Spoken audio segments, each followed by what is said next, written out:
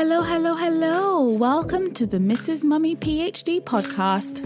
I am your host, Dr. Michelle Gibbs, and I am passionate about helping scholarly mamas like you navigate your journeys with purpose so you can achieve your life and academic goals without sacrificing what matters.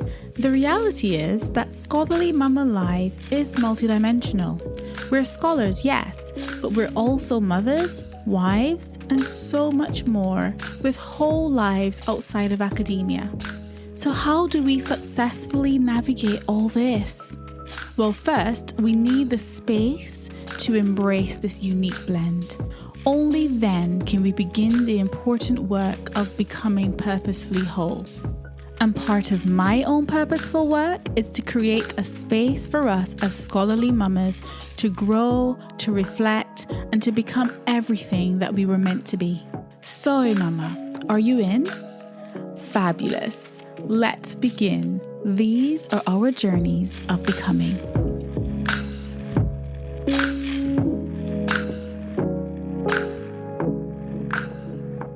So why am I creating the Scholarly Mamas Collective? In this episode, I want to take a few steps back and kind of share a little bit of background that led me to want to create this purposeful collective of scholarly mamas. If you're listening for the first time, welcome to the podcast. The purpose of this podcast is to empower and inspire mamas who are doing PhDs to pursue and achieve their academic goals without sacrificing what matters.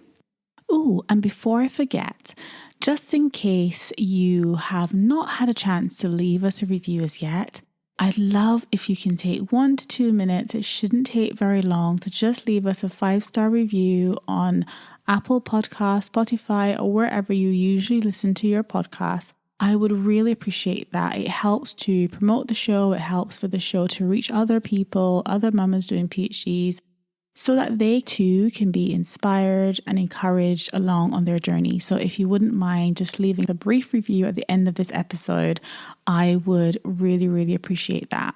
So let's get into the episode. First of all, you might be wondering, what on earth is she talking about? I am talking about our brand new online collective for mamas doing PhDs. And if you want to know more about Scholarly Mamas, please do head over to scholarlymamas.com. You can find out all of the background and information about Scholarly Mamas and what will be offered as a part of Scholarly Mamas. You can get all of that information from scholarlymamas.com. But for this particular podcast episode, I just wanted to kind of give you a little bit of background to this, because I think that will be really helpful for you to understand the context. Where am I actually coming from with all of this? And why have I decided to create this Scholarly Mamas Collective? You'll also be able to see our pricing options. And trust me, you do not want to miss out on being a part of Scholarly Mamas. Our doors open on the 1st of January 2024, and you absolutely want to start 2024 off inside of Scholarly Mamas. So the purpose of this episode is really just to give you a little bit of background and to help you understand why I've chosen to create this collective, which obviously is a work in progress, and I am reflecting all the time on how I can make sure that it does what it's intended to do, and it really helps mamas to feel like they are a part of a supportive community. They're not alone on this journey, and that they can make a unique and impactful contribution to the world and within their sphere of influence. And so I thought it would be helpful to kind of give a little bit of context to why I'm creating the Scholarly Mamas Collective. And so for those of you who do not know me, I grew up in Barbados. I'm based in the UK, but I grew up in Barbados, and I'm married to my high school sweetheart turned husband for over 17 years now. And together we have 3 boys, or 3 sunshines, as I sometimes call them. My PhD is in nutritional sciences, but I'm also a purposeful, scholarly mama who knows the juggle struggle all too well. Clearly, I've spent way too much time in higher education because 5 degrees later, including my PhD, during which I actually had 2 of our 3 sons, I've come to know the juggle struggle of blending academic pursuits with raising little ones very, very well. I understand it because it was actually my reality for quite a few years. If you haven't listened to this podcast before, I would suggest that you go back and listen to some of the episodes, particularly the ones where I talk about my PhD journey. I talk about how it felt to submit my thesis after 8+ years actually, and also how it felt to finally reach the finish line of my PhD. I did all of that while raising my kids and building a life with my husband. So that's just for some background context. But one of the things that I reflect on a lot is, during the course of my PhD, I realized that I needed to make some changes if I wanted to change my narrative. Now, for those of you who know me in real life, you know that I am very focused. I'm a very studious person. I love learning, but I take my academic pursuits very seriously. And, growing up with that kind of personality, I guess, characteristics and interest, I worked really hard and I did very well. And in terms of academic performance, I was always top of class, always, getting all the awards and the scholarships and all that good stuff. But when I embarked on my PhD, and obviously I started my PhD as a mum of 1, I finished my PhD as a mum of 3.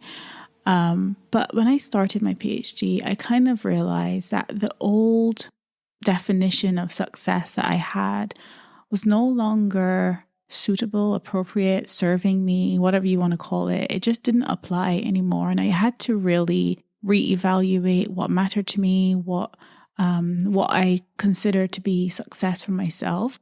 And also, when I looked around at other people who were pursuing PhDs or, working in academia, I struggled to see people who really displayed those characteristics that I wanted to emulate, who were living lives that I admired, I guess. I admired and that I really wanted to kind of be that. I mean, there were a couple people who were mentors to me that did do that for me. And I'm so grateful for those individuals. But those were a minority. And I kind of, realized that I couldn't become what I couldn't see. And therefore, I had to become what I was purposed to be. And I knew within myself that there was a bigger picture for me at all times, guiding me through my PhD. And I just knew that there was more to this. There was more to all that I could become. And it wasn't solely based on academic success.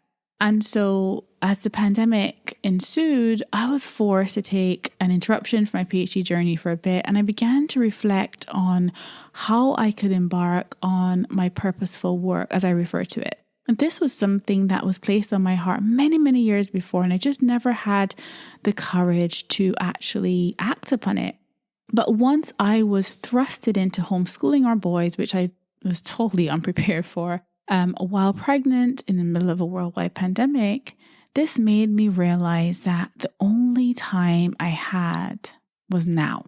The only time I had was now. Because I think as we find ourselves on these various academic journeys, we can sometimes become very future-based. Like we kind of, even if we acknowledge this or not, we kind of, we put things off and we say, oh, we'll do that once we've finished our, PhD, finish whatever we're working on. And it's always kind of when I get to that thing, when I'll get to that thing when I'm finished this thing. I'll get to that thing when I've, achieved my goals, my academic goals. And when the pandemic ensued, I kind of realized the only time I really had was now. That's the only time we all have now. And that's why we call it the present, right? Because it's a gift. The only thing we have is the present, the gift of the present. Not to say we don't plan for the future, we do, but we live in the present. We cannot live so much in the future that we're not living in the present. And so there was no way, with that new mindset, that I was going to delay my purposeful work any further. And I felt called to do this work, especially for scholarly mamas, because I knew how difficult and isolating my own PhD journey was as a mama. And as someone close to me asked me once, they said, if not you, Michelle, then who? If not you, then who? And so I launched my blog, Mrs. Mummy PhD. I also wrote my children's book series, which is called Doodle Dozen. You can check that out at doodledozen.com. And I began my purposeful work. I began to embrace my journeys of becoming all of who I was called to be. And while I was working incredibly hard on completing my PhD and really, making a significant contribution to my field of study, I also recognized that I had other dimensions of myself and I had so much more to give this world, and I wanted to not have any regrets about doing that, and I wanted to embrace all of myself. I wanted to embrace all that I was capable of becoming, but also in a purposeful way, and enhancing the lives of other people while also enjoying the life that I have been blessed with, enjoying the gifts that I've been given. And my belief was that I didn't have to sacrifice those things in order to achieve my academic goals, in order to achieve the goal of completing my PhD. And so with all of that, I decided that I wanted to bring together mamas just like me who were trying to navigate PhD life and real life at home, but in a way that didn't cost them the people and the things that they loved. And so I embarked on my purposeful work, trying to help mamas navigate the complex journey that is a PhD motherhood experience, and to do so successfully so that they can achieve their scholarly goals without sacrificing the unfortunate stuff like family life or spending time learning and loving themselves. And so that's where I came up with the idea of Scholarly Mamas, and that was a branch of the idea of Mrs. Mummy PhD altogether. But bringing that community together was so important to me, because that's the one thing that I felt I didn't have in my PhD. I really wanted to create what I didn't have. But, every time we are about to embark on something purposeful, there's always the kind of limiting beliefs and the things that, hold us back from taking that leap of faith. And so, as I struggle to find many examples of others who were doing this successfully, I felt like I was forced to choose between my academic goals and my family. And no one ever said that to me, but there was this kind of expectation that you just keep pushing, devote your entire existence to your scholarly legacy. And so, there didn't feel to be lots of room for pursuing other things or, just really embracing the purposeful work you're called to do. And so for me, it began with changing my perspective and my personal definition of success, because I grew up in Barbados and I grew up in a culture where education is a core value, almost like, it's a one-way ticket to a better life. And there's nothing wrong with that. One of my biggest values is education. I love learning. There's so much potential in education, in our children being educated well, in us as women and mothers being well educated as well. So it is a core value for me.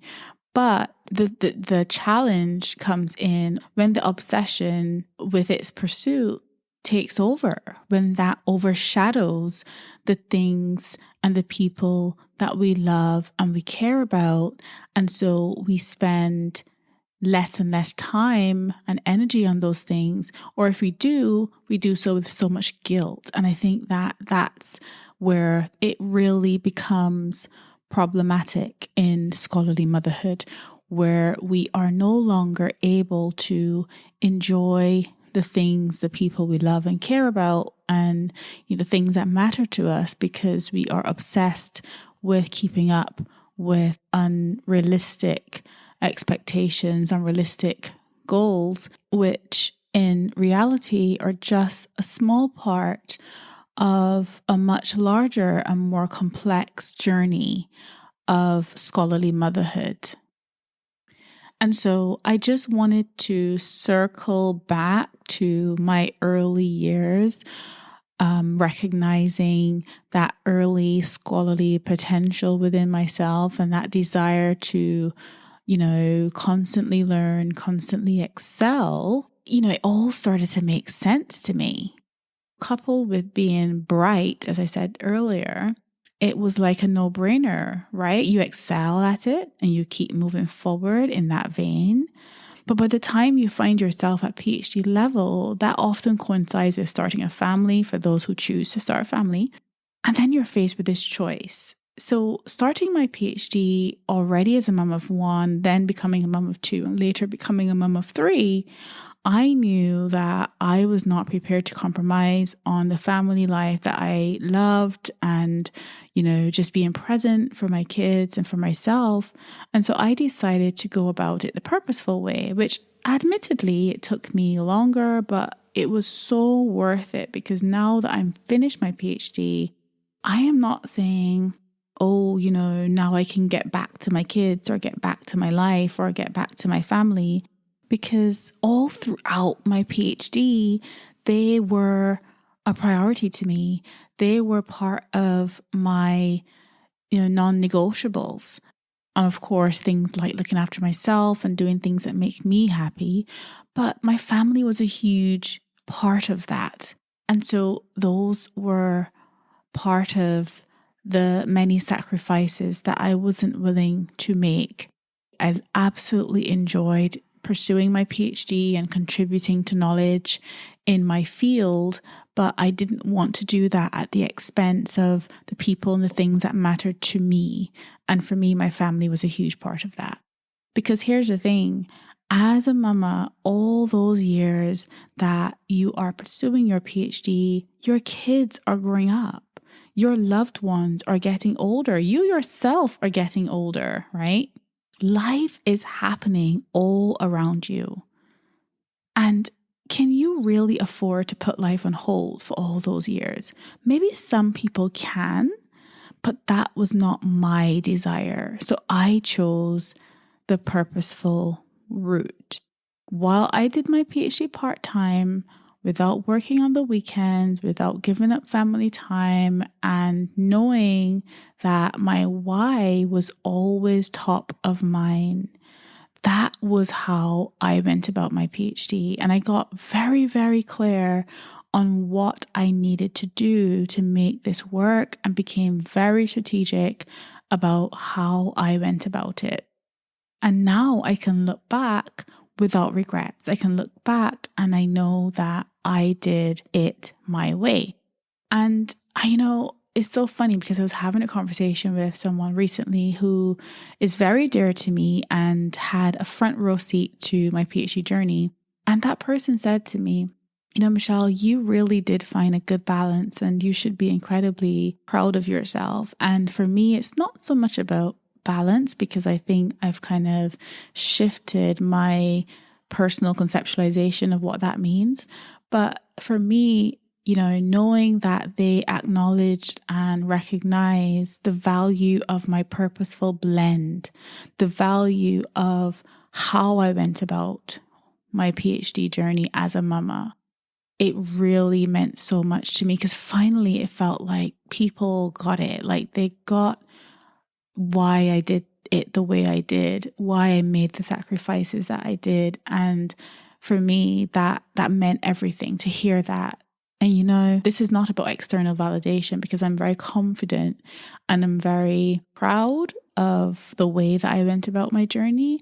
But I think just hearing that made me realize that it was evident. It was evident that this worked. It was evident that it allowed me to pursue a dream and still enjoy my life.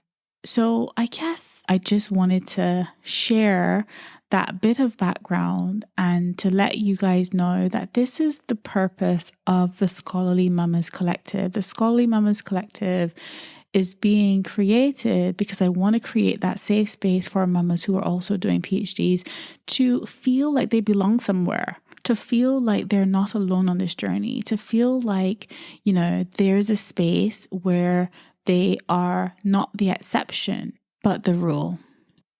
Being a scholarly mama, you will be part of a community of mothers doing PhDs who really understand what this journey is really like. And more so, in combining courses, community, and coaching, we can support each other. We can support each other on this journey, and we can give you all of the strategies and tools to help you navigate this journey purposefully, so that you can actually achieve your goal and that you can do so without putting things on hold that you'd rather not put on hold. It's not without sacrifice, because I've told you about all of the sacrifices that I've had to make, and maybe I'll actually create another episode on all of those sacrifices. But yeah, it's just really a purposeful space for mothers who are pursuing PhDs, or should I say a purposeful space for mothers who happen to be on a doctoral journey as well, and who want to acknowledge their unique contributions to this world, who want to feel celebrated, who want to be empowered to become everything that they were meant to be, both within their PhD, but also beyond their PhDs.